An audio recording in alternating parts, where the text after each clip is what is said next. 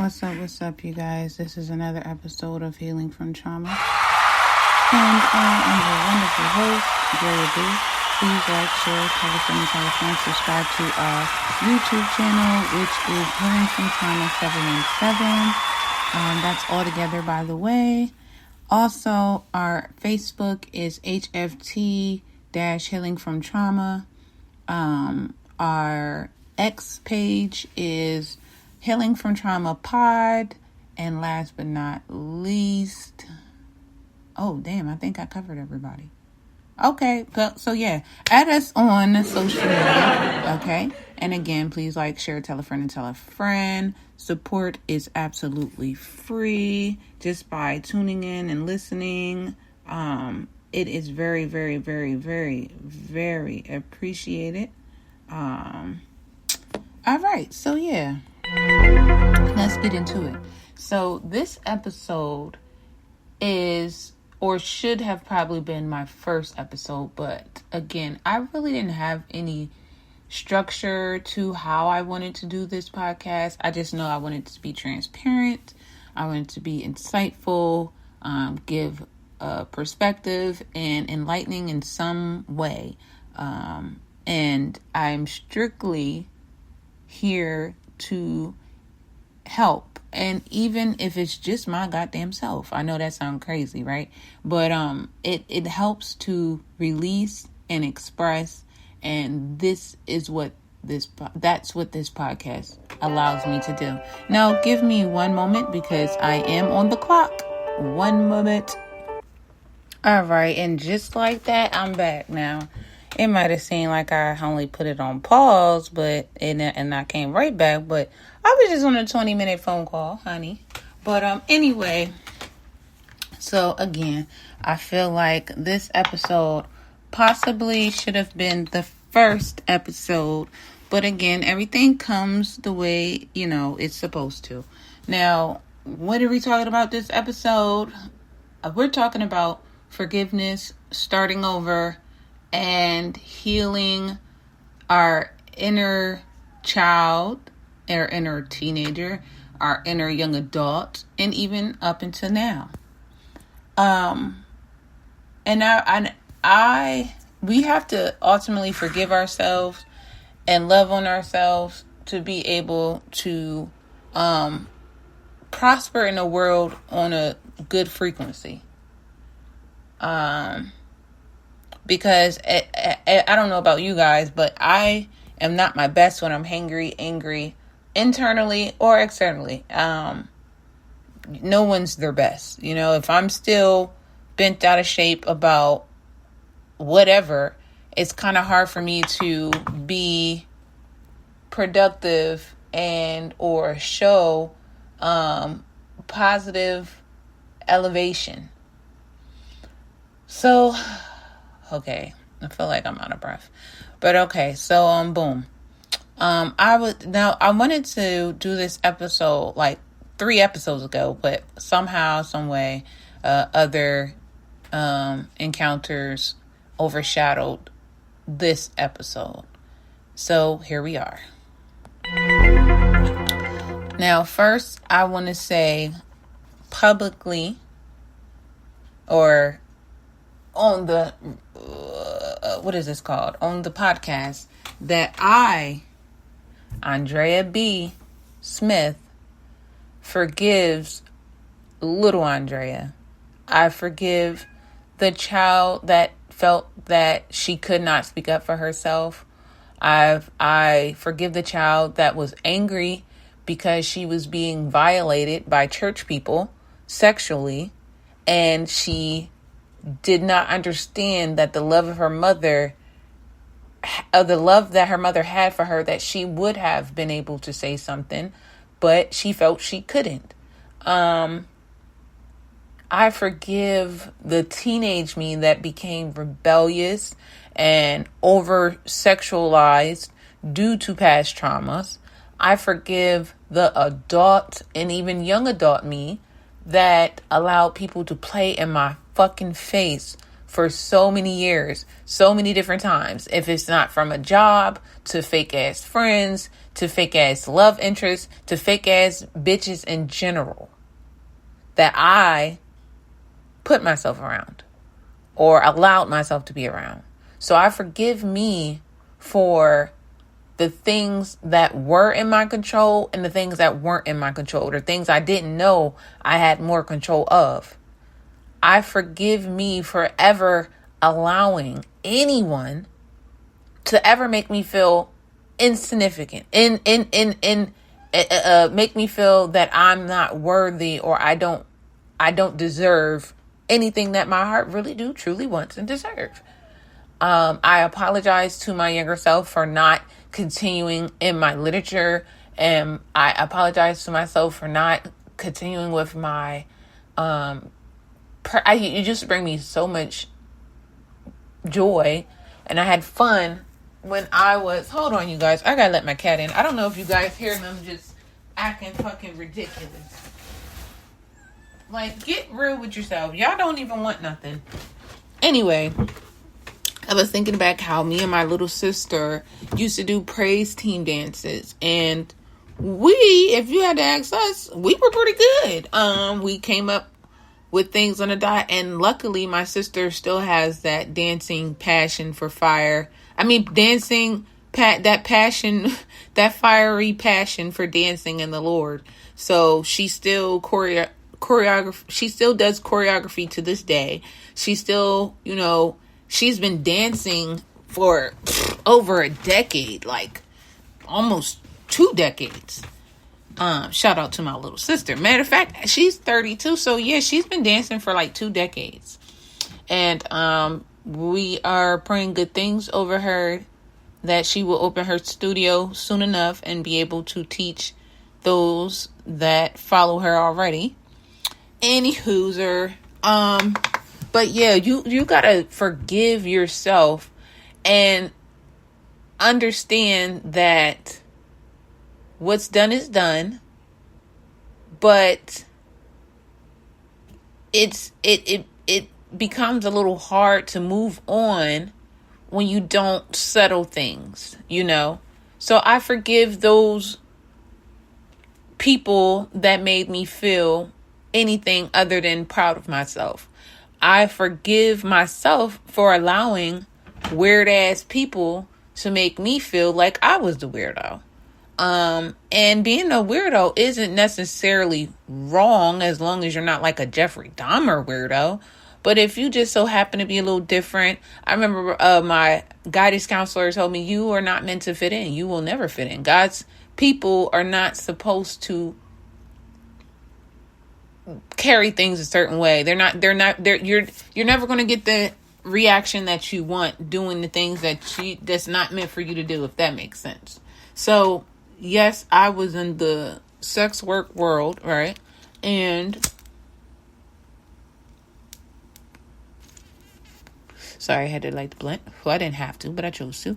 I was in the sex work world, and that didn't get me anywhere. I had a couple of opportunities to do more of that, but yeah, that didn't really do nothing for me as far as in, what I thought. I was just following a pattern of the people that I was around, or person I was around, and then I took it and just start doing it on my own. But again, it was in survival mode. But have I ever really forgiven myself?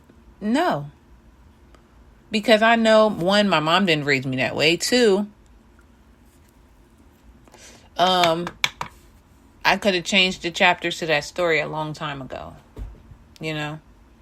So there's that. But anyway, back to this forgiveness of self, all different ages and levels of self. And then I was talking to my mom earlier, and she was telling me about how setting your days and your nights, like praying, listening to music or gospel music or inspirational music before you go to sleep, having that talk with God before you go to sleep, setting a good presence for great rest. And then when you wake up, setting a presence for a great day or a great start of a day. Even if you have a bad day later on, it didn't start out that way. Sometimes we get so caught up, we're like, damn, we just start one day, one thing is bad, and then it's just like everything else is bad. But and I said this in the last episode, our mindset is what ultimately controls our reality. So if in reality you're so angry or you're so mad, or we just can't find the highlight or the bright side of things, it makes us kind of intolerable, you know?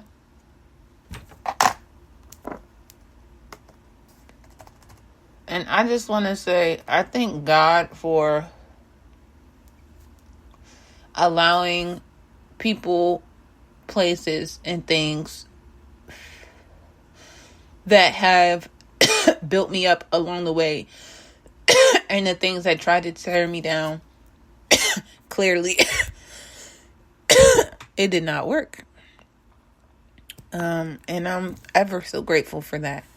But yeah, my mom was also telling me about taking care of ourselves inside and out, mentally, physically, spiritually. And that ultimately enhances our quality of life, So like, typically, I mean, when I'm depressed or I'm going through my moments, right? I don't want to cook. I don't want to clean. I don't want to wash my ass. I don't want to do nothing but sulk or sleep, should I say. And the first sign of depression is not wanting to do anything that you know that if you do, it will be in a benefit. Like, I'm doing these podcasts. I'm not getting paid for this shit. I think I get a couple pennies, but I don't care because I genuinely love sharing and expressing myself. And again, if I can be insightful or resourceful to anyone else that may not have had the same walk as me, but they have had similar experiences or feelings, and they may need or would like to hear someone else's point of view, I mean, hey.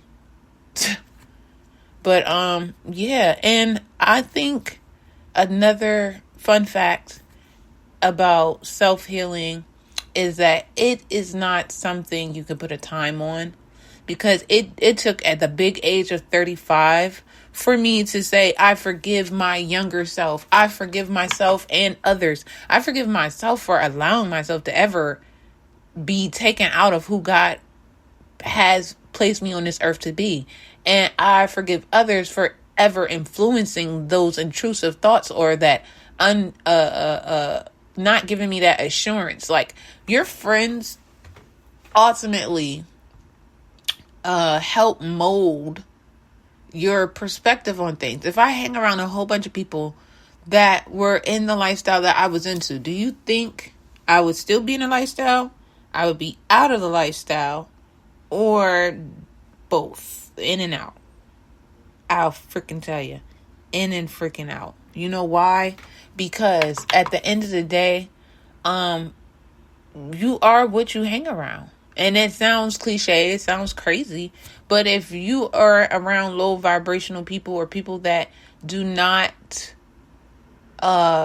even want the hunger to do better or have the mentality for it, you're gonna be stuck, because as soon as you try to elevate, there they are to remind you you're no better than us, to remind you you think you're better than us, or you think you're better. Because you know what grinds my gears? One perception about, and I know this is coming from people who absolutely don't know me, or they are not even trying to get to know me because of whatever their reason may be.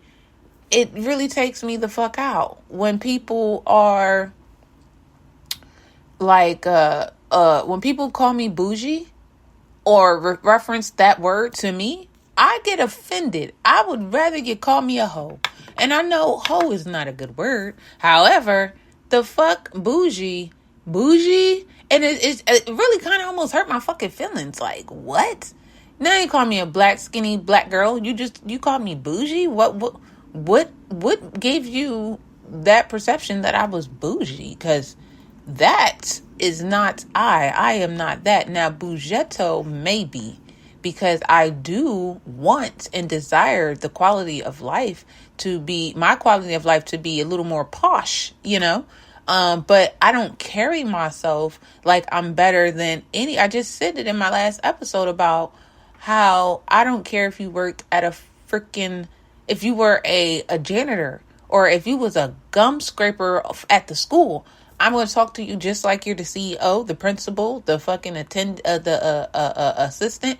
I don't know. I'm just, yeah. So anyway, bougie just is crazy to me. And, sometimes I get that people don't even use the word properly, like a couple days ago. Now, mind you, I am working on forgiveness. I am still human. I still got the feelings that I feel when I feel, right? So a friend of mine, a person, I don't care for their children's father. Why? Because personally, he's disrespected me and I didn't do nothing to him. He got mad about me not letting him drive my car. I was invited over unbeknownst to conditions and shit, and I bought food, I bought weed, and the nigga threw the shit over, just being disrespectful. Mind you, I did nothing to this man. And when I'm not saying like I did nothing and I don't know what I did to him and I really know. No, seriously, I did nothing to this man. Okay. And, so that put a bad taste in my mouth. And then how he was treating my friend, of course, if you care about people, you are not going to like a person that you have witnessed be a detriment / terror to a person that you supposedly care about. Right. So, and then even talking about this now, I'm learning, hey, that's her life. If that's what she chooses to be around, that's what she chooses to be around. And what I'm also learning is I am able to make my own decisions and still respect someone else's. So, for instance, I told her, hey, I don't like your baby dad. And please do not invite me around anything y'all got going on. Because lately they've been cool. And she's been, we're trying to go here. You trying to go? And I'm just like, At this point, I'm good on that. At first, I was obliging because I don't believe in hostility. I could still be around a person, but if I don't like you, I don't want to be around you. It's like, okay, if me and you don't like each other and we're both at a business meeting, I can do that. If me and you don't like each other and we're both at the grocery store, I could do that. If me and you don't like each other and we're at church, we need to pray on it. But at the same time, I'm not going to volunteer my time to be around you knowing I don't like you. Now, she made the rebuttal like, he doesn't have no smoke with you and he don't have no problem with you. Well, what the fuck problem should he have with me? Tell me what I did to him for him to even have a problem. And what I realized, people will combat and justify someone else's bullshit on their behalf, if that makes sense. So it's on her behalf that I forgive and forget. But he may not remember. He may not. I don't got time for that. I don't have time. And I'm not even mad. I'm not disappointed. I was almost about to stay mad, but I realized, what is staying mad going to do to you? This ain't your baby dad. You don't never. If I choose, I don't want to. I don't have to. Just because she is saying, hey, friend, he's not that bad. Okay. No offense. He's domestic violence you twice, right? That I've personally been in the same state and same city when he did it. And he's done it clearly before, and you want me now. I get it, Drea. God wants us to forgive. Like we want him to forgive us. I get that. I also let everybody know I'm not freaking God. I'm not Jesus. I am a human being on this earth that believes in God and believes in his ways and wanted to be better and do better and say better and just all around better. However, I'm not at that point where I'm just a dove and you could slap me in the face and then I say, okay, here's the other cheek. Are you going to do it again? Like, no. So it's like, and honestly, I feel that we need to, well, I'm going to speak for me. I need to start going with my own gut, because every time I tell a motherfucker something, and they look at me like, oh, and then it happens. No one ever gives me the justification. I mean, the satisfaction or the to say, Trey, you know what? You might be raggedy. Your delivery may not always be proper, but I fuck with the fact that you use your discernment to be calling niggas out, and even though I don't be listening, you be right. That's all I be wanting, but I don't get that because the same friend I told her about motherfucking Mario coins. I told him about him, and she was like, "Oh, why are you being like that?" What, 3 months later, the nigga dips out, make a bullshit ass excuse of why he dips out, didn't do shit productive while he was around. All he did was suck up some lady's free rent and got his rocks off and played the game all goddamn day at almost 40 years old.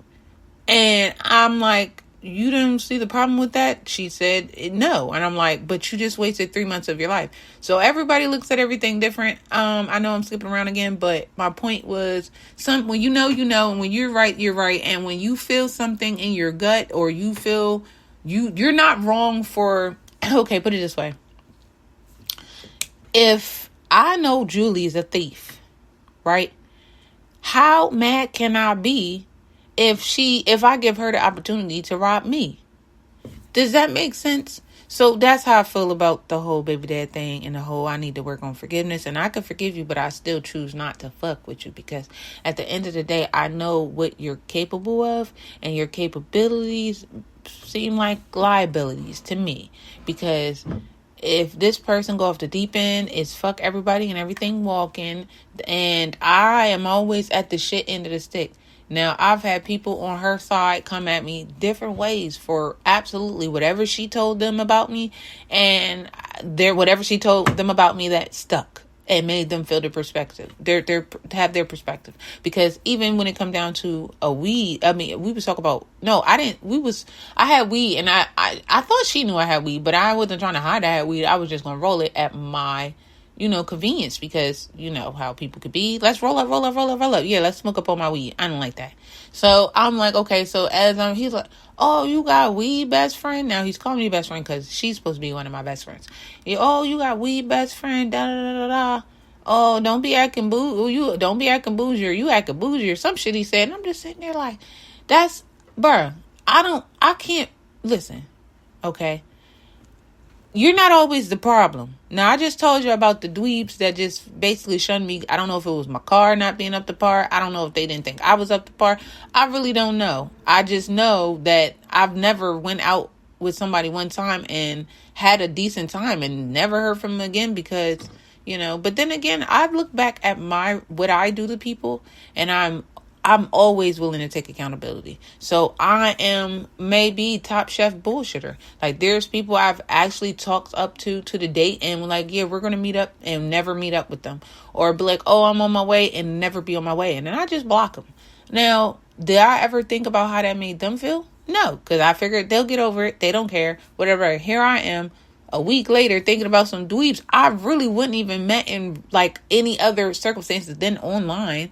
And then on top of that, only 1 out of 3 of them was the people that I was trying to be close to, and not even close to. You're trying to get to know a person to set boundaries or no boundaries. Like, we could have been the best of friends. We could have been homies or whatever. Like, it was not we have to be in a romantic relationship, but clearly you don't value anything about me to be like, oh, okay, well, she'd be a cool friend. She's just not my type. Or, oh, she's a decent human. No.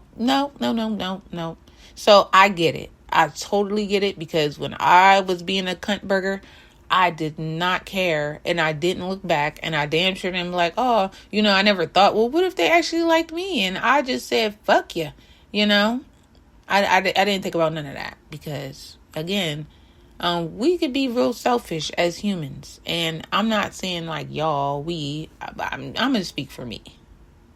But I mean we, because I've never met a person on earth that haven't done something selfishly for themselves. And even if it was a positive, it still was selfish. You still had to make a sacrifice or make a choice to, whatever. Anyway, but no, this episode, I apologize again. I apologize for if you guys have any confusion. I don't apologize for me. I don't apologize for this podcast. And I don't apologize for how I delivered it.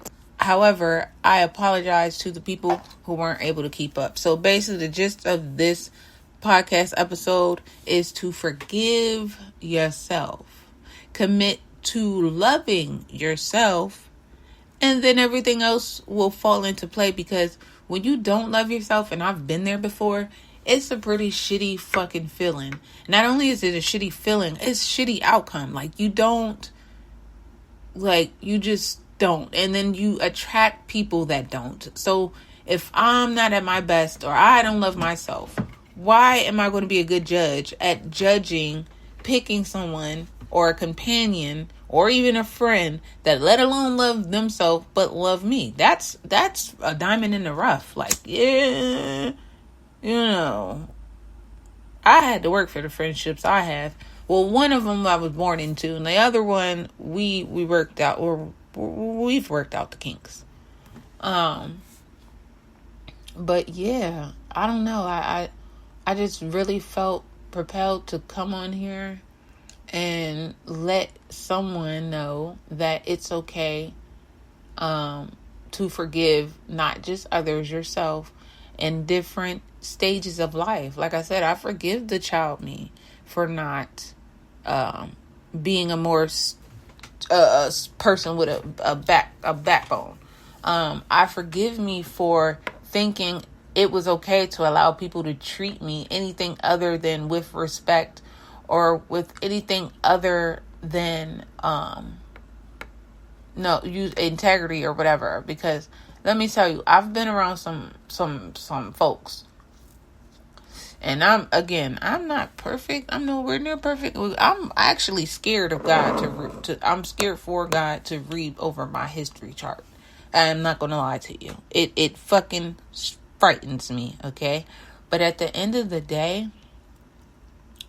I can't live based on my past mistakes. I can only live for my now.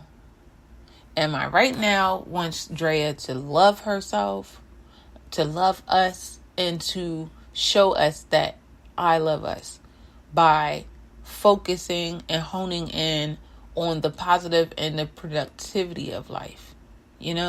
Like, I had a acquaintance. Now, this acquaintance, we, bumped uglies or whatever. But this acquaintance, now, it was my fault for even entertaining. But let me tell you, the guy was pretty good. He's pretty good now. He's pretty believable. So here you have it. This guy who's almost 50 and excuse me, he is married. And he's out here committing adultery, clearly. Now, I'm not a judge or jury. I really don't care. And I don't believe, for real, any type of fornication on said committed relationship is acceptable. Why? Because if you can't do it in front of their face, you know it's wrong. And second, if they did it to you, you'd be pissed. And third, why get married just to keep fucking off? I never will understand that. But anyway, so this person basically did not mention the status of his relationship. Now, my other homegirl, it's a long story. Longer story short, it was like a triad thing, but nothing like, I don't know how to explain it. It's really none of y'all business. Just know everybody bumped everything. Bumped. Anyway, so we chilling or whatever. And then, mind you, this person started asking for $40 cash apps. I'm not thinking nothing of it, because it's like, friend, you're cool. You're a friend, whatever. Yeah, I know you've given me a couple buds before, yeah. Man, look, it turned into bullshit. But if I would have smelled the bullshit, practiced non-being bullshitty, I would have been cool. And then I turned around and get my feelings hurt. And a person, I don't even want to talk about it. Just know that it's not worth it. Messing or even entangling with a person who can't even commit to the person they're supposed to be committed to, you have no hope. Not a hope in a friendship, not a hope in because if you're out there humping on a guy you call your good friend, let me tell you, it's trash. It's not going to work in no one's favor. It's not recommended. Feelings could possibly get involved, and they normally do. And when they do, everyone's going to have a part to play, and the part is not always going to be like a good one. Okay? Let me tell you. So this man told me that he never really mentioned her. Matter of fact, he never mentioned her. And then I knew something was going on because, he was being in the house by, I think, 6:30 be the latest. He had to be in the crib or whatever, 5:30, 6:30, whatever. Sometimes it fluctuated. And I always thought, well, what the fuck? But then I thought, well, it can't be that serious because this nigga come in the crib at 4 and 5 and 6 o'clock in the morning. So then the person comes over my crib, we smoke, we talk, and he telling me, he's married to this person. I'm like, what? I thought this was just an artist that you were really close to, like all your other artists. And nope, they're married. Now, hold on. Now they're married, and they're married. And now he's in my apartment complaining about their marriage. She's having threesomes without him, with girls, or she is whatever. And I'm just like, wait, what? It's the audacity that you are complaining to me about your wife sleeping with anybody. I don't care if you slept with a goddamn gremlin. You literally just had a threesome months ago. We have it on footage and everything. I'm confused on what the heck is going on here. And then you're married. Let's get back to married. So it's like, why would I ever think a person like that who could do that to his wife and could play in the field even with the dandelions or the roses with thorns? Why would I think a person like that could be a good friend? Because when I look back at our friendship, it was very much self-serving. You know what I mean? Like, we all think we're the prize, but I feel like, one, he was pushing a fraudulent narrative of him being in a position he wasn't. Because if you were, or even if your girl was, why are you asking me for $40? But then again, it could have been the hustle and flow. Ask one of your friends for the money for us. $40 can technically feed two people. But anyway, again, I'm not here to beat myself up. I'm not here to do none of that. I honestly am just here to spread some hope, to sprinkle a little faith on someone's situation. Because let me tell you, faith gets you a long way. A long, long, long way. And shout out to homegirl getting 2 jobs. Okay? That's what's up. I feel like when you're in a good space, you're in a good space. Like, if I'm not winning, how am I? Or if I'm not even working, living, breathing, if I'm not doing good, it's hard to be around. I don't know, not hard to be around others. Let me say, yeah, hard to be around others. Like, I'm not myself, because I'm constantly playing my traumas and downfalls on repeat. Y'all know what that feel like? That's some fucked up shit. That is like if hell was a place, and they say it is. And they say it is a repetition, am I saying that right? Of the things that we hate the most, I think. But yeah, I get it. And I used to think people that committed unaliving to themselves, I never understood it, and I thought that was a sign of weakness. But first of all, you gotta be a strong mother blinker to off yourself. And 2, that's crazy, but it's crazy. It's like, it's wild. But I understand how a person's mindset can make their actions match how they feel at the time. Do I agree with bluicide? No, I do not. It's really saddening and disheartening whenever I hear someone dead. So, unless they're like a racist or a child pedophile or a elderly killer or elderly humper murderer person, then they can do all the bluicide they want. But yeah, I think this is it for this episode, y'all, because I think it's it, because my brain ain't braining. My brain ain't braining.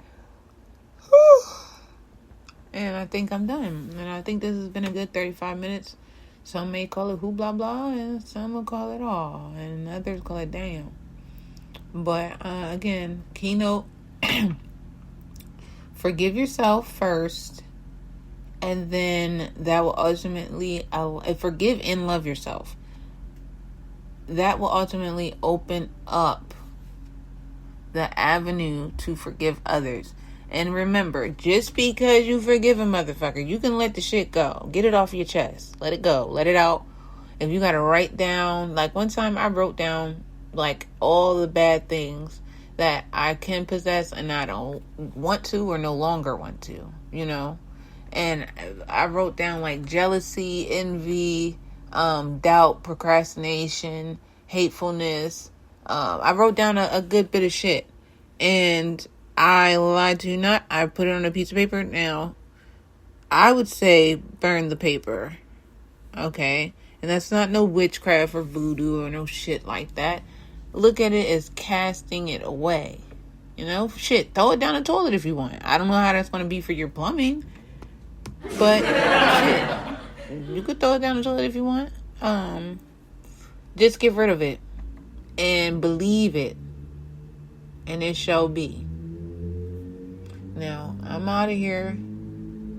Is that a bike? Oh, that was a bike. I was about to say, because, you know, people's cars sound like that, but we ain't going to talk about it. But anyway, all right, y'all. Y'all be easy. Y'all have a great rest of your week. What's today? Tuesday? This is not bad for a Tuesday, shawty.